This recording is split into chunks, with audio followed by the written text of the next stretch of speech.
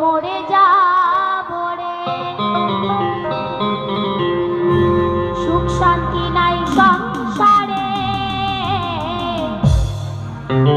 একদিন তো চলে যাব রে। একটু একটু ছোট্ট করে কথা বলবো। বলছে বাউল গান বুঝতে পারলে সাধু, না বুঝতে পারলে ভেদু। বলছে কি হবে সংসার করে রে, একদিন মরে যাব রে।